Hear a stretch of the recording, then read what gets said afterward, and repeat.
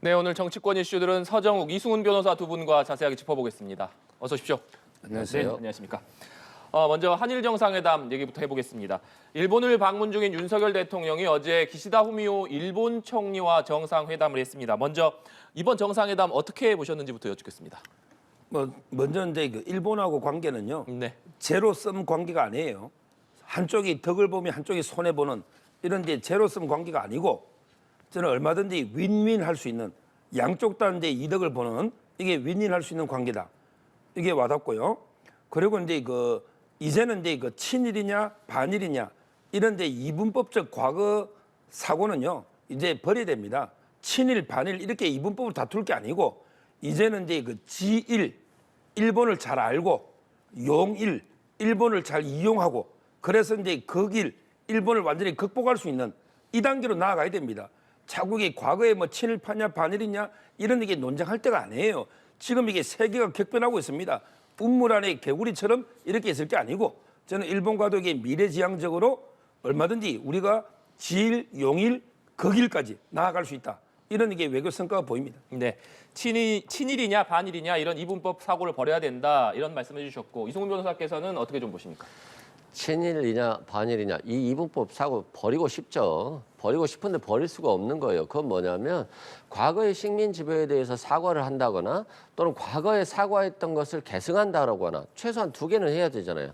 근데 사과해놓고 바로 잘못한 게 없다고 그러고 식민 지배는 무슨 잘못이 있냐고 하는 그런 아베 내각의 역대 내각들의 어떤 의견까지도 공유한다는 거잖아요. 지금 계승하겠다는 거잖아요. 그러면 사과를 하나도 안 했죠.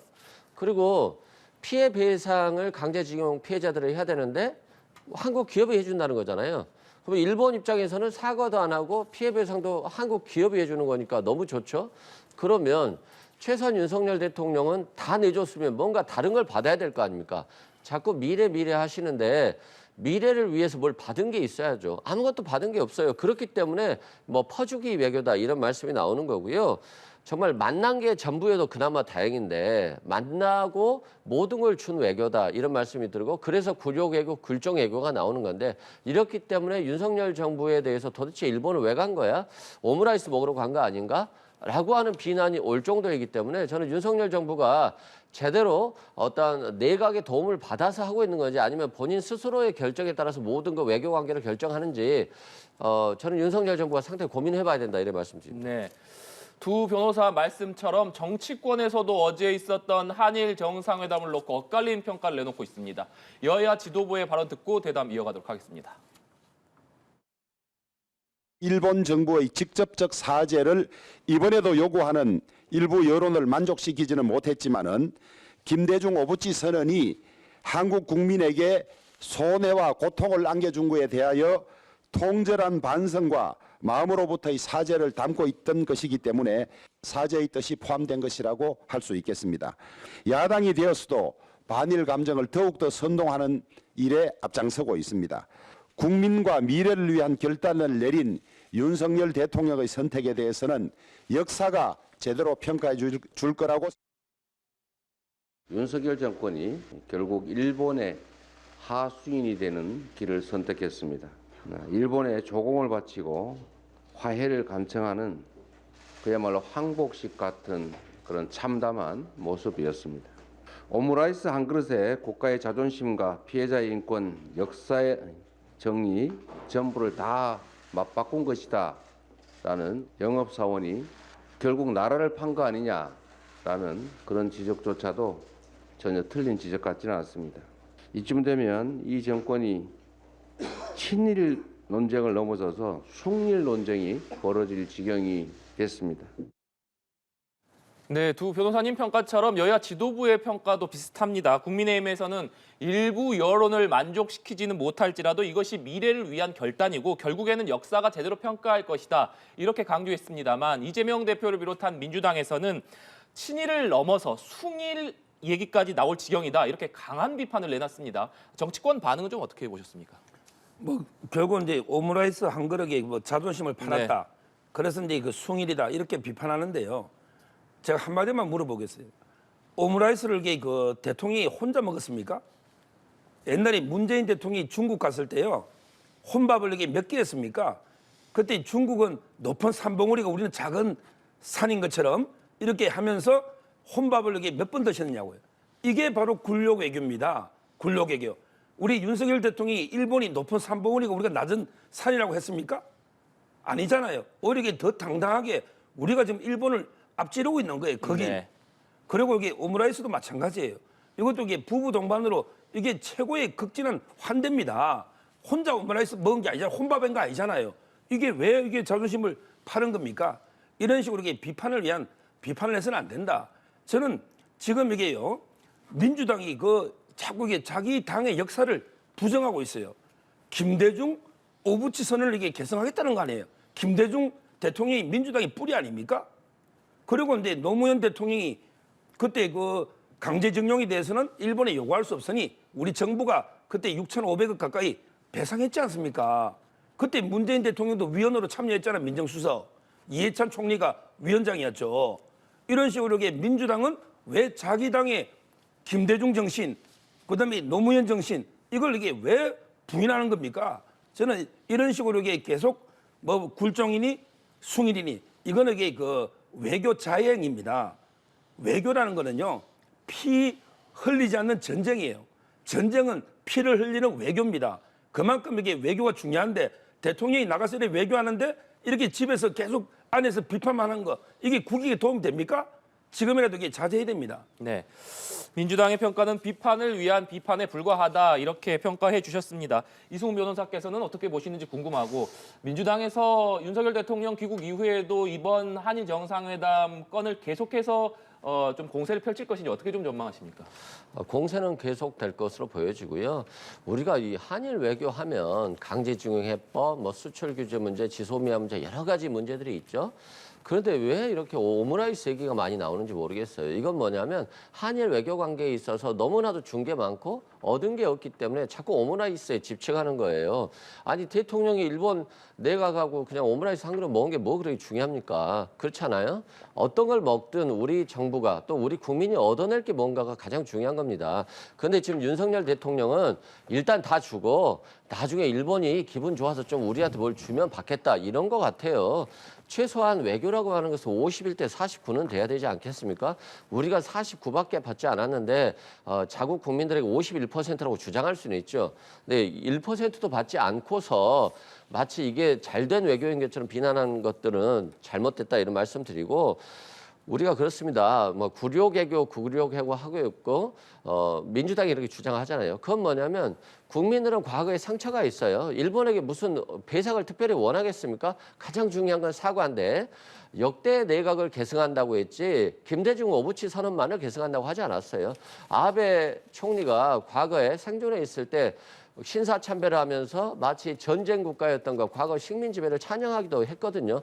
그런 내각을 계승한다고 했기 때문에 국민들의 내각에 대한 비판이 있고 지금 윤석열 정부에 대한 대통령 지지율 떨어지고 있잖아요. 근데 기시다 총리의 지지율은 굉장히 오르고 있다고 해요. 그러면 벌써 양국의 국민들이 이미 다 알고 있는 거예요. 누가 이겼다라고 하는 것을. 그런 측면에서 저는 윤석열 대통령이 이번 외교는 너무 조급하게 서두른 거다라고 말씀드리고 마찬가지로 민주당도 이 부분에 대한 공세는 지속될 거예요. 왜냐하면 수출 규제 조치는 이미 해제된 것과 마찬가지로 일본 기업들이 오히려 한국에 수출할 수 있도록 해달라고 사정을 하고 있는 상황이고 외국 기업들이 한국에 들어와서 생산을 하고 있는 상황이에요. 그래서 자급자족률이 너무 많이 늘어났고 수출 수입선도 다변화돼서 한국은 오히려 일본의 수출 규제로 인해서 굉장히 독자적인 기술력을 확보하고 있다 이렇게 말씀드립니다. 네. 사실 어제 있었던 한일 정상회담 이후 있었던 공동 기자회견에서 기시다 총리가 어떤 발언을 내놓을 것이냐에 관심이 쏠렸는데 우리 국민들이 예상했던 만큼의 수준의 사과는 나오지 않았습니다. 그런데 이것을 놓고 일본 내에서도 선거를 앞두고 있고 자민당 내부에서 기시다 총리의 입지가 아직까지 탄탄하지 않기 때문에 그 내부 사정을 봐야 되는, 내부 눈치를 봐야 되는 사정도 있었을 것이다. 이런 해석들이 있습니다. 그렇기 때문에 이제 한일 관계, 한일 정상이 앞으로 자주 만나기로 한 상황 아니겠습니까? 그렇기 때문에 시간이 좀 지난 이후에 한일 정상들이 계속해서 만나고 난다면 그때 기시다 총리가 조금 더 진전된 입장을 표명할 가능성, 그 부분은 좀 있다고 볼 수 있을까요? 그렇죠. 이제 첫 술에 첫술에 이게 배가 부를 수가 없죠. 네. 밥은 이제 한 숟가락 먹고 이게 배가 부를 수가 없잖아요. 앞으로 이제 그 자주 만나고 이제 셔틀 외교하다 보면 얼마든지 진전된 협력 방안이 더 나올 수가 있다 이래 보이고요. 그리고 이제 그 사과도 김대중 오부지선은 얼마나 통절한 그때 사과를 했습니까? 그렇게 개성한다는 말은 그게 사과 아닙니까? 더 이상하게 뭐 또 어떤 사과 이게 보다는 저는 그 정신을 개성하는 게 필요하고요. 그리고 이제 그 아무래도 일본 입장은 지금 지방선거나 중의원 선거 앞두고 있으니까 네. 국내적으로 이게 여론 눈치 안 볼 수는 없거든요. 아무래도 이게 그 우리도 지금 이 일본 문제 때문에 윤석열 대통령 지지율이 조금씩 빠지고 있어요.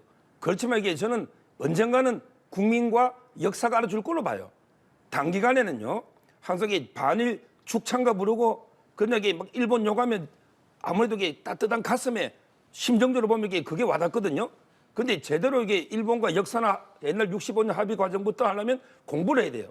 근데 공부하는 거 다 싫어하잖아요. 감정적으로 보면 이게 죽창 들고 일본하고 싸우자 이런 게 먹히니까 아무래도 이게 여론전에는 그래서 윤석열 대통령이 여론에 좀 손해 보더라도 국익을 위해서 우리 미래를 위해서 내가 이게 단호하게 하겠다. 저는 이게 자랑 결단이고 아마 이게 좀 시간이 지나 보면 이건 이제 국민들도 알아준다. 저는 이렇게 보입니다. 네.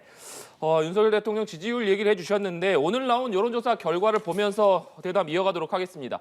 먼저 윤석열 대통령 직무평가부터 보시겠습니다. 한국갤럽의 여론조사 결과인데요. 긍정평가가 33%, 부정평가가 60%로 조사가 됐습니다. 다음으로는 정당 지지도 보시겠습니다. 국민의힘이 지난주보다 4%포인트 떨어져서 34%를 기록했고 더불어민주당은 1%포인트 올라서 33%를 기록했습니다. 대통령과 여당의 지지율이 2주째 동반 하락한 모습을 보이고 있는데 이승훈 변호사님, 이 배경은 좀 어떻게 저희가 해석해야겠습니까? 저는 그렇게 봅니다. 지금 이재명 대표의 사법 리스크를 검찰 권력을 이용해서 만들고 있잖아요. 그래서 야당 대표 잡겠다고 나섰고 그래서 어느 정도 지지율을 좀 회복한 측면이 있었죠. 그리고 또 노조 때려잡겠다고 해서 국민들의 반응이 좀 좋았던 적이 있어요. 그러면 일관성을 좀 갖고 일본도 좀 때려잡았어야 되는데 일본에 다 퍼져버리니까 국민들이 좀 당황하신 것 같아요. 그게 이번에 여론조사로 나왔다고 보여지고요. 그래서 여론조사는 일희일비할 필요는 없다. 지금 뭐 이재명 대표를 뭐 구속시키고 체포동의안을 가결시켜서 야당을 탄압하면 금방 지지율이 오를 줄 알았는데 탄성차는 그냥 떨어졌다가 바로 올라오는 거잖아요. 그리고 노동조합에 대한 문제도 어떻게 강력하게 뭐 수사를 통해서 어떻게 해보겠다고 했는데 또 지지율이 다시 돌아오는 현상. 그렇기 때문에 결과적으로 국민들은 굉장히 현명하시고 전체를 보는 거예요. 이 윤석열 대통령이 공정하게 수사를 하고 있구나가 아니라 야당에만 수사하고 있구나. 그리고 노조 문제도 노동 근로시간이라든가 여러 가지 근로자들의 문제까지도 고려하는 그런 개편 활동을 해야 되는데 노동자들한테 뭐 120시간, 92시간, 뭐 69시간 이렇게 굉장히 많은 일 시간을 준다고 하니까 이것들이 굉장히 윤석열 대통령에게 불안하게 다가오는 것이고요. 결국에는 우리 서정욱 변호사님 말씀처럼 국익을 위한 외교를 하셔야 돼요. 지금 기시다 총리 총선이 있으니까 좀 도와주고 내년에 우리 총선이 있을 때 좀 도와주라 이런 정략적으로 접근해서는 안 됩니다. 굉장히 국민의 자존심도 왜 자존심을 세우냐 이익만 얻으면 되지라고 하지만 자존심도 중요한 거예요. 자존심과 국익을 같이 지켜가려고 하는 것이 대통령의 의무인 것이지 자존심도 버리고 국익도 버리고 하면은 당연히 지지율 떨어지지 않겠습니까? 네, 서정욱 변호사께서는 당정 지지율 하락의 배경 좀 어떻게 보고 계십니까? 결국은 이제 바로 제가 좀 전에 말한 것처럼요. 아무래도 이게 감정적으로 보면 언뜻 보면 이게 그 일본하고 이런 데 협의들이 조금 이게 그 국민들 눈에는 네. 감정적으로는 이게 좀 부정적으로 비칠 수밖에 없어요. 그렇지만 이게 아까도 말했지만 장기적으로 보면 지도자라는 거는요. 때로는 이게 그 여론에 좀 손해를 보더라도 장기적인 방향이 오르면 그대로 이게 소신껏 저는 밀고 나가는 게 맞고요. 이 방향은 저는 옳다고 분명히 그 확신하기 때문에 윤 대통령이 뭐 조금 지지율에 손해가 있더라도 원칙대로 밀고 나간 거고 장기적으로는 이게 그 지지율이 회복되지 않을까 이렇게 보입니다. 네, 알겠습니다. 다음은 정부의 근로시간제도 개편안에 대한 찬반 결과 여론조사 결과 보시겠습니다. 최대 주 69시간까지 근무할 수 있도록 하는 정부의 근로시간 개편안에 대해서 반대 응답이 과반을 넘었습니다.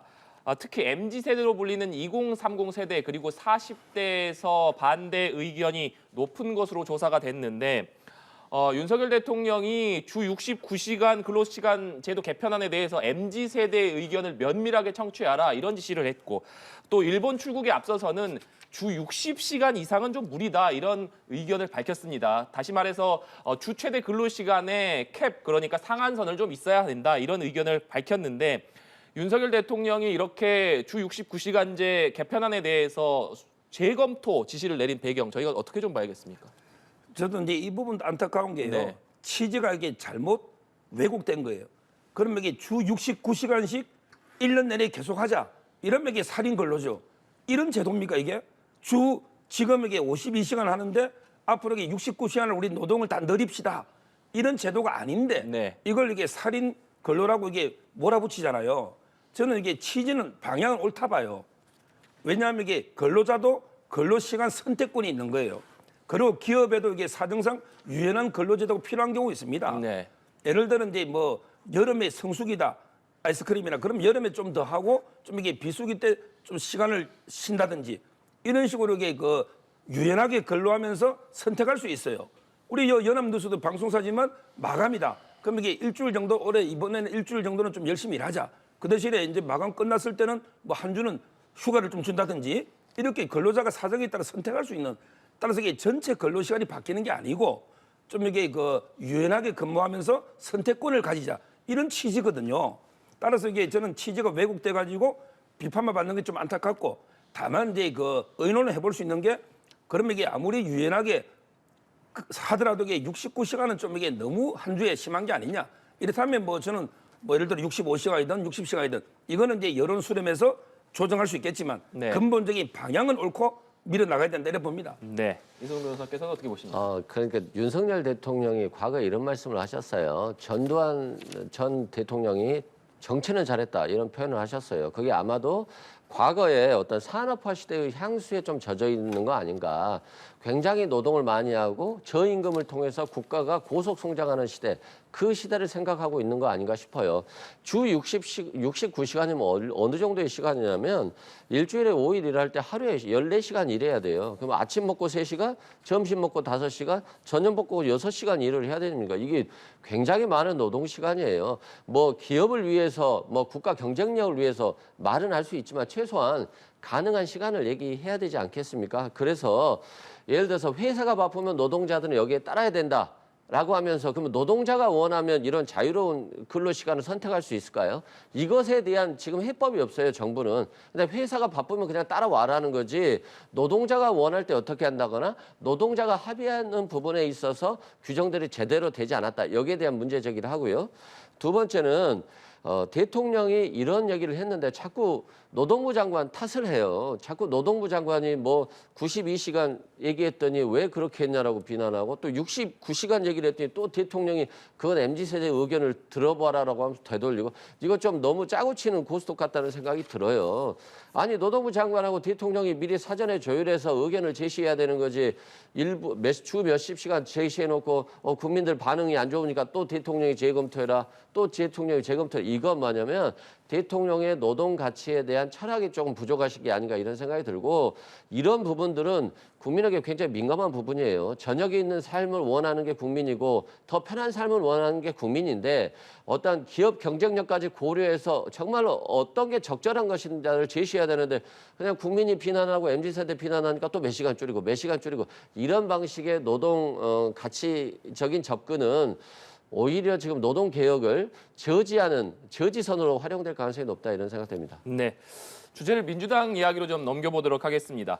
민주당 이재명 대표가 어제 열린 의원총회에서 내년 총선 승리를 위해서는 어떤 일이라도 하겠다 이런 입장을 밝혔습니다. 당내에서 계속해서 이재명 대표의 거취를 놓고 여러 이야기가 나오는 상황이기 때문에 어제 이재명 대표가 한 이야기가 과연 무슨 의미냐 이 해석을 놓고 의견들이 분분하거든요. 이 부분은 어떻게 좀 해석하고 계십니까? 저는 이제 이재명 대표가 자신의 아마 역할을 계속 가겠다 이런 말을 하는 것 같고요. 한간에서는 뭐 질서 있는 퇴진이다 이런 얘기들도 나오는데 퇴진을 하는데 무슨 질서가 있겠어요. 이미 퇴진을 한다고 하는 순간 민주당의 어떤 혼란성은 굉장히 가중될 수 있거든요. 네. 그래서 지금은 질서 있는 퇴진을 논할 게 아니라 지금 현재의 상황을 잘 정리해가는 것, 그리고 윤석열 정부의 부족한 부분을 잘 깨쳐가는 것, 그리고 국회에 있어서 국민들이 원하는 민생 법안들을 해결해 나가는 것. 이재명 대표가 그런 역량을 보여주셔야 돼요.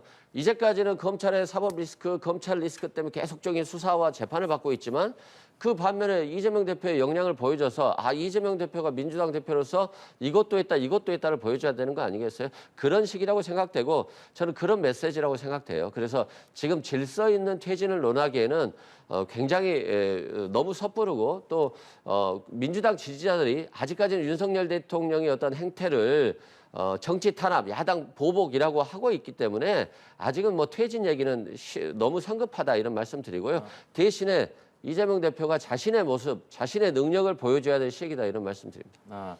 그러니까 이재명 대표가 어떤 일이라도 하겠다는 것에 대해서 이 대표가 친명계에서도 질서 있는 퇴진론 얘기가 나오고 있는 상황이기 때문에 본인의 거취를 올 가을이나 겨울쯤에는 좀 결정할 것 아니냐 이런 해석들이 많았는데 이 부분에 대해서 이승훈 변호사께서는 좀 아니라고 보고 계신 건가요? 제가 보기에는 아닌 것 같아요. 네. 왜냐하면 정치인들의 정치가 생물이라고 내일 일도 잘 모르는데 지금 벌써 가을에 퇴진하겠다, 겨울에 퇴진하겠다 이 논란 자체는 굉장히 부적절한 거고 오히려 이재명 대표가 자신의 역량을 보여주면서 자신이 결단을 내려야 되는 것이지 지금은 누구와 상의해서 결단 내리는 시기는 아닌 것 같아요. 본인이 가장 중요한 결정은 본인이 해야 되고 그 결정을 하기에 앞서서 본인이 보여줄 수 있는 모든 역량을 보여줘서 민주당 지지자들 지지를 받아내는 것이 굉장히 중요하다 이런 생각이 듭니다. 네, 서정욱 변호사께서는 좀 어떻게 보십니까?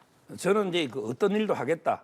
그리고 이제 질서 있는 퇴진론이 노는 게요. 네, 이 말은 이제 내가 끝까지 당 대표로서 공천까지 가면 이게 당이 총선 망하니까 나는 이제 연말까지 당 대표하고 당 대표직을 이제 내려놓고 비대위원회를 구성해서 총선을 치르겠다. 이게 바로 어떤 일을 하겠다. 이게 질서 있는 퇴진론이거든요. 근데 이거는 두 가지 저는 꼼수가 있다 봐요. 두 가지 꼼수가. 하나는 이제 그 민주당의 당원을 보면 8개월 이상 임기가 남으면 새로 지도부 전당대회 해야 되잖아요. 네. 이 말은 이게 연말까지 가가지고 그러면 이게 임기가 내년 6월이잖아요. 따라서 이제 그 전당대회는 안 하고 내 말을 잘 듣는 내 그 꼭두가시 아바타 이 사람들에게 비대위로 만들어서 내가 뒤에서 수렴청정하겠다. 이게 첫째 저는 꼼수고요. 그다음에 연말까지 대표직을 유지하겠다는 거는 그러면 이게 검찰에서 계속 영장 청구 또 올 거 아닙니까? 그러면 이게 연말이면 검찰에서 끝나니까 그때까지는 당 대표직을 방패막이로 이용하겠다. 이런 게 두 가지 저는 꼼수라 봐요. 이재명 대표의 질서 있는 퇴진론이 그런 꼼수예요. 연말까지는 대표직 유지하고 그다음 비대위 간다. 이거 아닙니까? 근데 저는 결국 이게 이재명 대표는요. 질서 있게 퇴진 못해요. 결국 이게 저는 검찰이 조만간에 3월 말 정도에 대장동 위례 FC를 불구속 기소하고 그다음에 한 4월 달 되면 쌍방울 백현동에게 영장을 또 청구합니다. 또 청구하면 이게 저번보다는 훨씬 이게 찬성표가 많이 나오겠죠. 이걸로 이게 퇴진이 강제 퇴진이 될 수 있고 그다음에 그 재판이 또 있죠. 오늘 했지만 선거법 재판이 빠르면 이게 6월부터 한 8월 사이에 놓을 거예요. 그러면 이게 그 1심만 나와도 대충 이게 그 2심, 3심 예측이 되잖아요. 네. 벌금 얼마 놓으면. 따라서는 이재명 대표는 아마 이게 뭐 연말까지 대표직에서 질서 있게 퇴진해서 비대위 아바타 세워서 내가 한번 이게 공천권까지 해보자. 이런 게 꿈인데 그 꿈은 이루어질 수가 없고 결국에 검찰의 영장 재청구와 그다음에 법원의 판결에 의해서 강제 퇴진 당할 수밖에 없다. 이래 봅니다. 네. 퇴진 이야기와 함께 나왔던 것이 인적 쇄신 이야기입니다. 이재명 대표가 민주당 내 최대 의원 모임인 더 좋은 미래와 간담회를 가졌는데 여기서 전면적인 인적 쇄신이 필요하다 이런 얘기가 나오지 않았습니까? 그렇기 때문에 이재명 대표가 과연 인적 쇄신에 돌입할 것이냐 그렇다면 돌입한다고 한다면 어느 정도의 규모가 될 것이냐 이 부분에도 관심이 쏠리고 있는데 이 부분은 어떻게 전망을 하십니까? 인적 쇄신은 일부 이루어질 수 있을 것 같아요. 왜냐하면 비명계들을 좀 다독이면서 친명과 비명이 함께 간다. 이런 차원에서 인적 쇄신이 있을 수는 있는데 다만 대규모로 이루어질 것 같지는 않고요. 지금 좀 협의 중인 걸로 알고 있어요. 또한 지금 서정욱 변호사님 말씀처럼 이루어질 수 없는 꿈이다. 아바타를 세워서 뭐 비대위로 간다 이러는데 아니, 국민들이 굉장히 훌륭하세요. 그 다 알죠. 뭐 아바타 세워가지고 비대위 뒤에서 조정한다고 하면 총선 패배하지 않겠습니까? 저는 그 선택은 이재명 대표가 하지 않을 거라고 생각되고요. 이 윤석열 대통령도 마찬가지인 것 같아요. 지금 총선 전략을 두고 또 이재명 대표를 체포동의안이 부결됐었는데 또 조금 있다가 체포동의안을 다시 해서 가결시켜서 뭔가 정치적 위기를 계속 증폭시킨다. 이게 민주당에게 불리할 수 있는 카드인 것도 맞아요. 근데 반대로 윤석열 대통령은 맨날 검찰 권력을 사유화해가지고 야당 대표를 탄압하는 데만 앞장서는구나라고 해서 반대의 결과가 나올 수도 있거든요. 그것이 저는 오늘의 그 갤럽 여론조사라고 봐요. 윤석열 대통령이 지금 이재명 대표가 여당 입장에서 보면 얼마나 사법 리스크에 빠져 있습니까? 근데 결과는 지금 별로 반대로 나오고 있다고 보여지거든요. 그래서 민주당도 지금 뭐 당헌 80조 개정 얘기가 나오는데 지금 이런 얘기 할 때는 아닌 것 같고요. 또 민주당도 당연히 개혁하고 정치 혁신하고 이재명 대표가 또 솔선수범해야 되겠습니다만 여당도 야당 대표 물러나라 이것만이 오히려 유일한 전략으로 지금 총선에 임하면 저는 예상외의 불이탈을 국민의힘이 당할 것이다 이런 생각이 듭니다. 네, 알겠습니다. 오늘 두 분 말씀은 여기까지 듣도록 하겠습니다. 지금까지 오늘 정치권 이슈들을 서정욱, 이승훈 변호사와 함께 얘기 나눠봤습니다. 오늘 말씀 고맙습니다.